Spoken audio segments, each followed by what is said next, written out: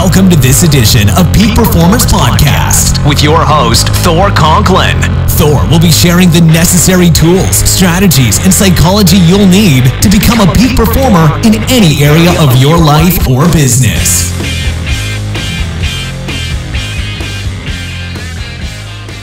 Welcome to another episode of the Peak Performers Podcast /show. We have an amazing guest with us today, Sara Menke. She is the CEO and founder of Premier Talent Partners, 7 times on the Inc. 5000 list, and 2016, $37.6 million in revenue. Well, job well done. 37.6, nicely done. How'd you do it? I have an amazing team. I have the right people around me. And we put our mission first, which is to change lives. We focus 100% of our time on bringing the highest value to both our clients and our candidates. So every step of the way, we are connecting to ensure that we're at least meeting, but beyond that, exceeding the expectations of anyone that we work with. And we have a phenomenal leadership team. We have incredible staff and unbelievable frontline. And equally as important, a large part of our business is contract. And all of those people, all of those employees contribute to our success and have very much been a part of our trajectory. You know, when it comes to staffing any organization, you know, that's an area of a lot of pain for a lot of business owners. It's almost like hit and miss. We've brought into the workforce the millennials, which, you know, I guess has their own needs, wants, and desires, and things are changing rapidly. You know, when my dad was, you know, working, you work 50 years, you get your gold watch, you retire, you have a pension. That doesn't exist anymore. You know, now everyone's running around with their own LLCs and they've got multiple things. Tell us, I mean, you're in the business, obviously, you know how to find great people. How do you find them? Wow. Well, let's see. So the company is 20 years old this year. And Thank you. And I have a bit of experience prior to Premier. And so I would say that a combination of that has created an incredible referral network. And that is by far our biggest resource for identifying proprietary talent that we then bring to our client base. We use, however, every tool and every resource available to us to present our brand and our business and the value of our service offering. So quite active socially, certainly active digitally, certainly use traditional means of communication as well to expand that referral network and ensure that we are dropping every possible pebble in this big lake of opportunity of talent. You know, something I was talking with the team earlier this week, and that is 95% of our clients come from referrals. It's just, that's the way it happens. And it's kind of interesting. Well, of course, when they come as referrals, you know, they call in and it's like, okay, so-and-so said I have to work with you because you're the best. How much are you charging? What do we do? It's like, come on, you know, I don't even have a chance to work on any sort of pitch on them anymore. Right. What do you do with regards to referrals? What's your secret to it? Is there a system that you've created? Is there a protocol that you follow? Or is it just, hey, guys, just get out there and start asking for referrals? How do you do it? Yes, we have a very well-defined process and or protocol that we have followed from day one. First and foremost, we never compromise the quality of the service that we provide. And so the reason, I believe one of the reasons why our referral network is so strong is because every commitment that we make, we follow through on. So whatever the type of employees that you need for whatever period of time, be that payroll, be that contract, be that direct hire, we will not only provide you with the experienced and skilled candidate, but most often, more importantly, a candidate who's going to be the right fit for your organization, is going to be a cultural contributor, and someone who's going to really be invested and understand the strategic direction of the organization and contribute to that. So I think that from the process perspective and the process that we follow, it's never compromise the quality. We also are responsive and follow up. And I think that that's something that seems so basic, but it also is lacking in a lot of, sadly, organizations, is just the follow-up. It's very important to us that we close loops. It's very important to us that anyone who interacts with Premier understands, how we're able to help them. And if we aren't able to help them, we refer them to someone who is. So I think, it's the quality, it's the consistency, it's the follow-up, it's the care that we provide, and ensuring that there is a positive connection with anyone that we come into contact with, be that personally, again, be that socially, be that digitally, whatever it may be. Yeah, it's interesting. We have a 12 sequence touch period that lasts 13 months. It's most people give up after one phone call or one interaction. It's amazing. I was thinking about this the other day. There was someone that I was thinking about doing business with. I'm like, they called once and I haven't heard from them since. I'm like, no, not going to happen. Yeah, and I'm interested in doing business with them, but as I thought about it, they haven't really followed up at all. I said, that's really not who I want to do business with. Well, we all like to be wanted. Yeah. And so that's where follow-up is. It's so simple, but if you apply it, people feel like you want to work with them, or you need to help them, and it's an opportunity to really set yourself apart. So yes, I'm the same way as you. If someone calls me once, forget it. Yeah. You got to call me like twice at least. Yeah, life gets in the way. The last time they called, there was something going. There's always something going on, right? Yes. But now I was driving back. I had a 5-hour trip back from the beach, and I'm in the car. I'm like, I haven't heard from, Bob in So Bob, if you're listening, too bad. You missed out. Tell us a little bit about the changes that you've seen in the staffing business over the last 20 years. What's changed? What's evolved? What are the clients like, and what are the folks that you're finding for the jobs? How have they changed? Wow. There have been some major changes since I came into the industry, because I came into the industry in the 90s, and I'm dating myself. It was a special time, because I do have to say that there was definitely more human connection back then. We were intimate, really, on a professional level, with our clients and our candidates. We had the opportunity to get to know them so deeply, because the vast majority of the people didn't have email even back then. So I would say one of the major changes has been the introduction of technology, and there's been quite a bit of amazing innovation. And one of the things that Premier has held on to and holds very strong is the human connection. So we still meet every single candidate that we place, which is very unique for our business, especially with the online talent portals. But we still meet each and every person, and we also meet to the best of our ability. Sometimes it's hard because companies will say, no, I don't have time. But we also go into every single environment that we're placing within, because we value both sides of the placement process, both the company getting to know them, and then very much the individual and what they're looking for. And the only way that we can really ensure fit and cultural contribution is that in-person human touch. Another big change has been, I guess I would say, I don't want to say that people are less patient, but I think everyone's stacked today.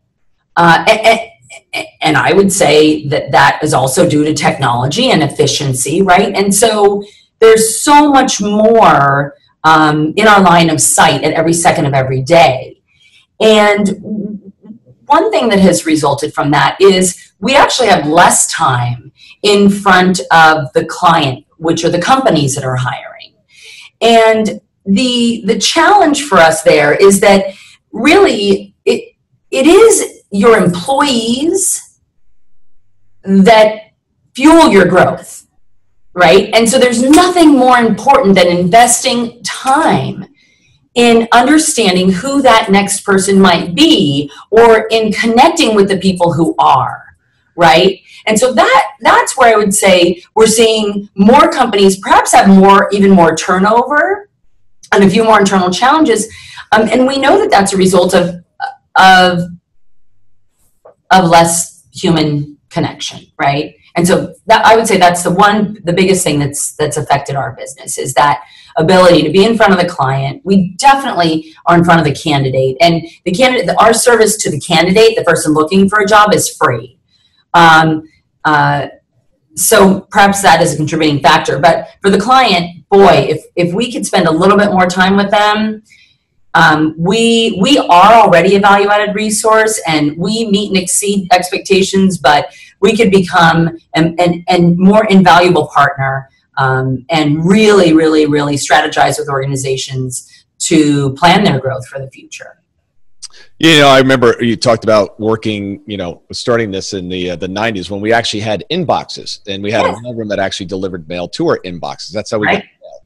And I remember living in New York and working in New York at Lower Manhattan, and lunchtime was the time to go out and to be with clients, to be with, I was a broker, to be with the market, and that's where things got done. It was interesting. There were literally restaurants around Lower Manhattan that if you wanted to get this deal done, that's where you went. Right. It was a 2-martini lunch. I had no idea how we drank so much back then. But nobody did any business until at least the first cocktail was down, and then Lord knows how we got back to work and did any work. But it's that human connection. It was the relationships that we formed. And I remember doing deals on napkins. It was, it was a handshake. And so much of that is lost, I think, through the technology, and the loyalty, I think, goes with it as well, where I'm sure you've seen this in your space as well, where it's like, it's a commodity. I've got my job here, and then where can I get my next job tomorrow at, a 20% increase? Right. Right. A lot of turnover, which makes you valuable because people are always looking for great people. Yes, that is true. That is true. So tell me some of the things that when you started off, if you had the ability to turn the clock back and say, from that learning experience, I really wish I had known what was about to occur. What would you have done a little bit differently in building your business?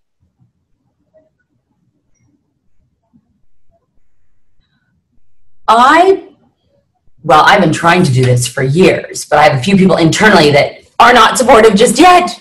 Drag them in. Just finally. What's their name? I had them break last week, so I'm feeling optimistic. All right.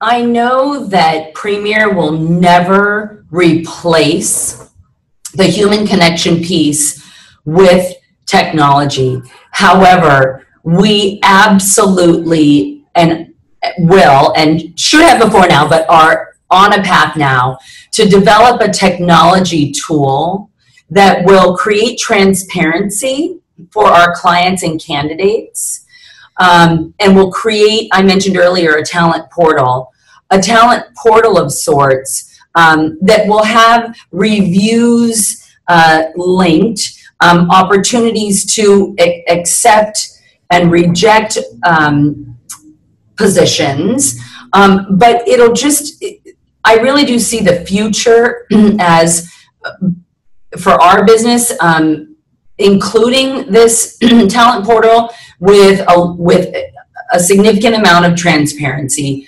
and therefore opening lines of communication between the talent and the companies, so as to expedite the process, because our process, the hiring process timeline has increased, where we used to place people within a week, 2 weeks. Now it's month, 6 weeks. And I know we can get back to that by creating this transparency and allowing that communication to flow naturally. So that's one thing that I would have done. That's something that we are doing now. We're in the process of doing it. I wouldn't change I probably would have built a few systems internally, proprietary systems ourselves. I know that that would have saved us a lot. We know our business better than anybody else, and so it makes sense to have done that. I wouldn't change a whole lot about the path that we've been on with the evolution of our brand. We've changed our logo 3 times. We recently changed our name from Premier Staffing to Premier Talent Partners. And that has been an incredible process. And this most recent one, we were living in an identity, an exterior identity that wasn't us. And there was such conflict going on internally because we weren't that. And so to be able to rebrand and rename ourselves and not miss a beat has been amazing. That's been an incredible experience. I have thoroughly enjoyed my evolution as a CEO, not knowing how to do this coming into it, and forgetting so many things along the way, like paying my people or what have you, to now be in a place where I can't believe I have the job that I have. I mean, my job is to inspire. My job is to be disruptive, to challenge our inner thoughts and philosophies. My job is to, along with our executive team, look at any and all of our processes and identify where we can improve. I love my role for the strategic development piece. I absolutely love being a part of the brand. So there are so many things that I wouldn't change. I feel so blessed to have the job that I have. It's a really important point here that you said about the name, and people get stuck on this is who we are and this is what we do. And if you're staffing, if staffing is part of your name, what do? You staff. Right. If it's talent acquisition, you acquire talent, but you're not acquiring talent. What you're doing is you're partnering. So I love the way you crafted that. It brings up a thought that, the 2 most powerful words, or the most powerful words in the English language, are the words that I am. Anything that follows I am, it just becomes part of your identity, and branding of your business is so important. So I love this little this idea, this portal. It almost sounds like Yelp for talent acquisition, talent partnering. It's like, let's get the candidates out there. Let's give them a Yelp rating. Let's get the businesses out there, get their Yelp rating, and then you decide. Matter of fact, friends of mine were saying they wish they had that for boyfriends, a dating site. It's like, just give him like a Yelp rating, Right. I want to cut down the whole thing, right? It's true. And I often refer to dating sites, although, I am not dating, but I have friends that are, and I don't know any of this, to swipe right, swipe left, although I accidentally swiped the wrong way one time for a friend of mine. She was very upset. She's still upset to this day. But we are incorporating some of that, into the technology, because, it's an opportunity for people to really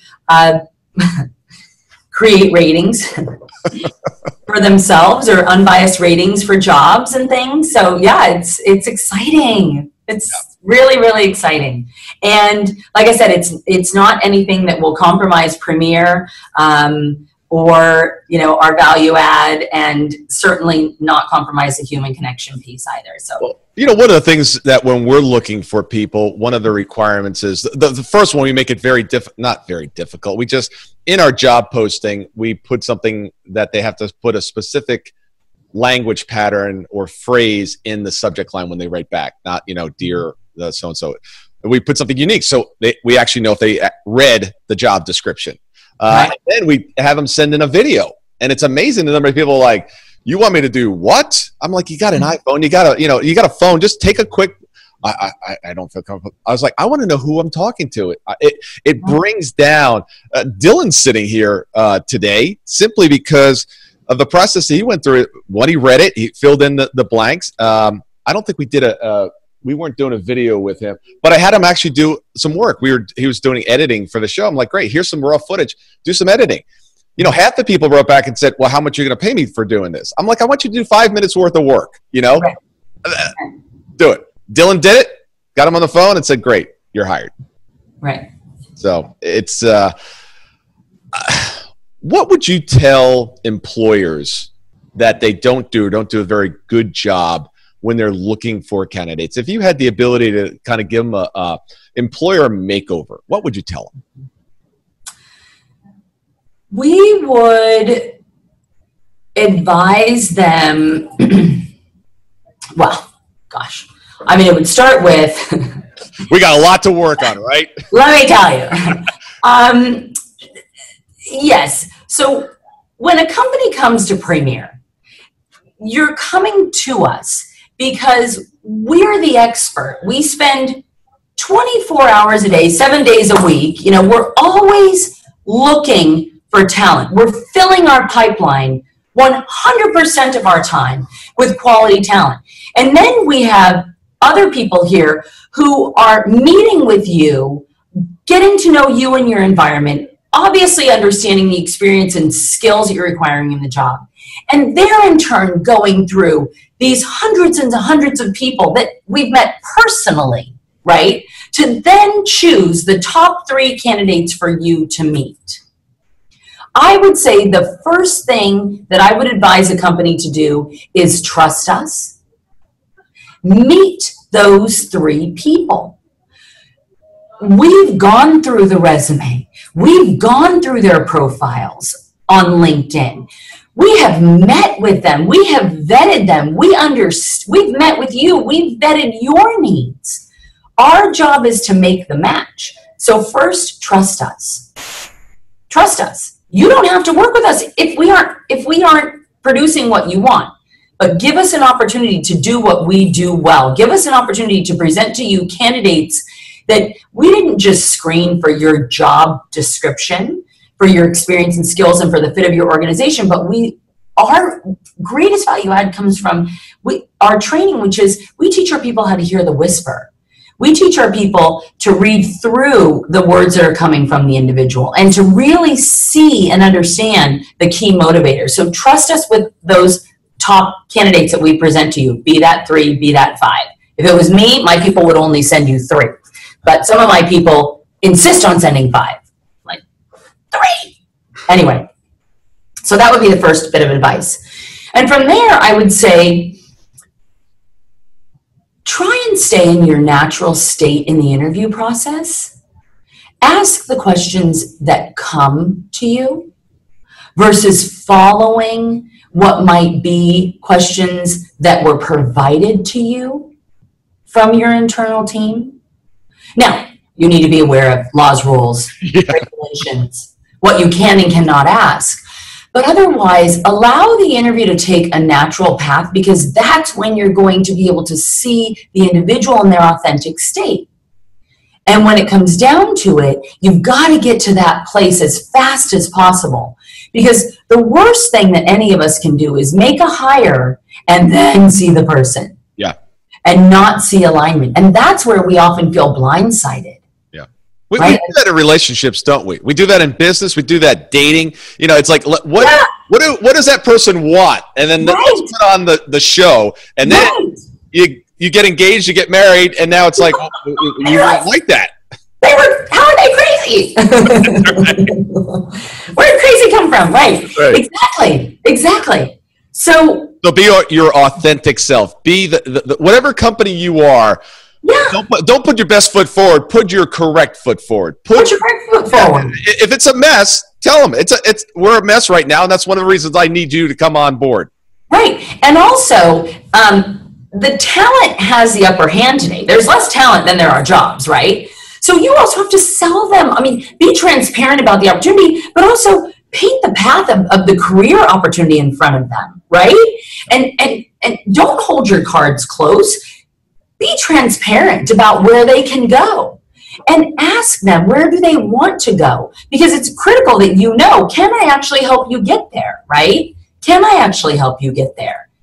So I would just say authenticity, transparency, honesty, and know the company core values, right? What's most important to you? And don't ignore warning signs. When you run, right? I've seen a side business here. It's going to be Premier Talent Partners. It's going to be a dating service. Right, that's the same thing. I know. Yeah. We could do it. I'm telling you. You already got the logo. That's all. Exactly. Swipe right, swipe left. You know, the website already. I think you're right. There we you can start a premier talent matching. That's right. Okay. Because really everything that you're doing is matching two people together that have needs that they're looking for in the marketplace. And we have success stories where we've placed people in companies and they do get married. So we have so many incredible success stories where we are changing lives every day, and it's insane and amazing. Well, you certainly love what you do. So if I was your chairman for a day, yes, and I said, Sarah, I want you to do a self-evaluation, and I want you to come back to me, and I want you to tell me how you can improve as a CEO, what would you tell him? I would say that I could stop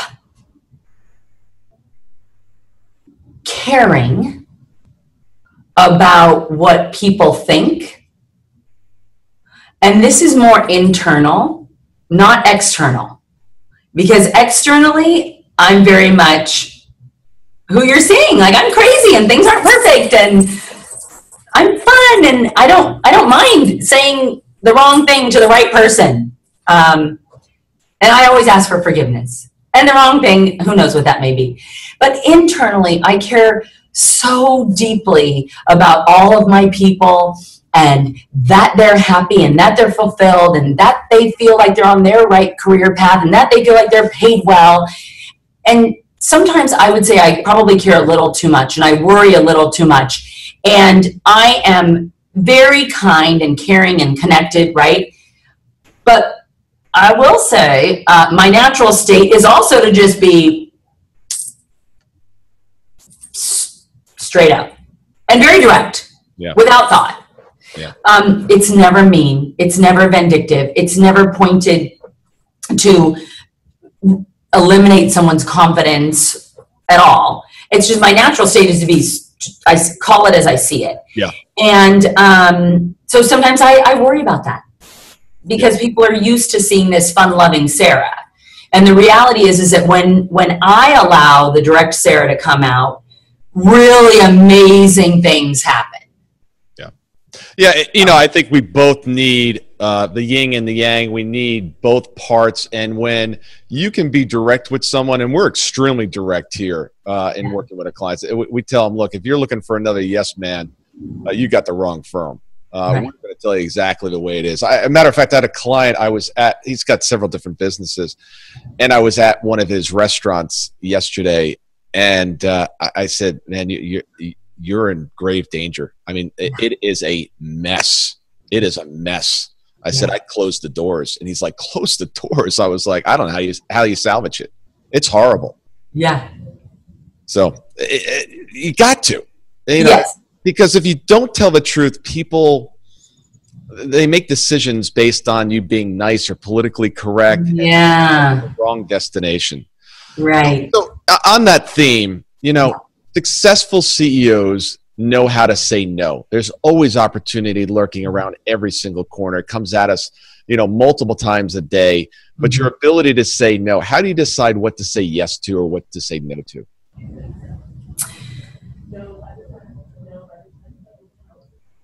I always think about the clients and the candidates first.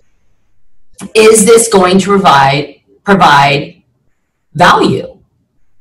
You know, is this going to create an even more loyal client or candidate? Is this going to help us do what we do well? And if it's not, then it's a waste of time and we aren't going to do it. It doesn't mean that we might not do it one day. And so I don't shut down what might be someone's dream and or desire, right? But I am not going to let us go down the wrong path.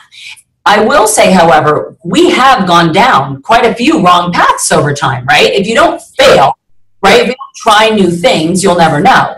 I am very quick to cut the cord. I cut it hard. I cut it fast. And that's because I know what our value is, and I don't need to hold on to something just to hold on to it. And I don't consider it a failure. Like, I am perfectly happy saying we tried this And for us, it didn't work.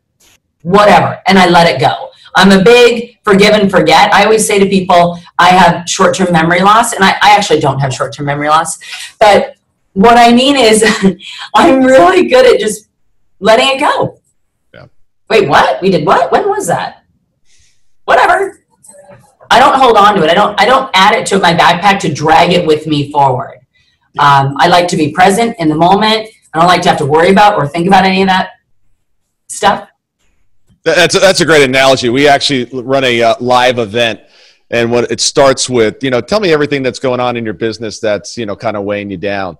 And we give them water bottles, and they write the name or whatever it is, whether it's a person or something that's going on. I'm like, you got anything else? They're like, oh, I guess we give them more water bottles.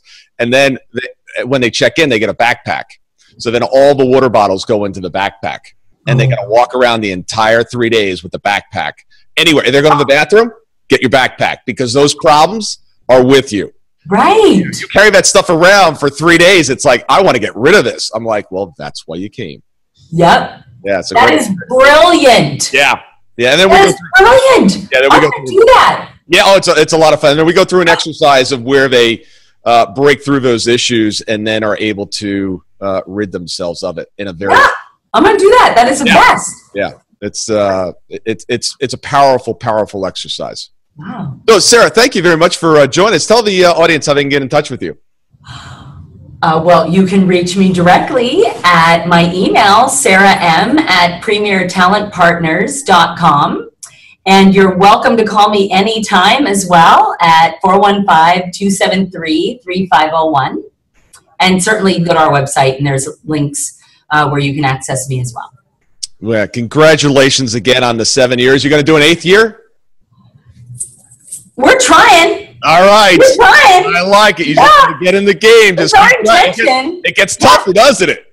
I know, it does. It gets tougher. We have our sights set on some really amazing, great things. We're moving in that direction. Everyone's aligned internally. Processes are moving forward, so it's great. Excellent. Well, thank you for joining us today. Thank you. Thank you so much.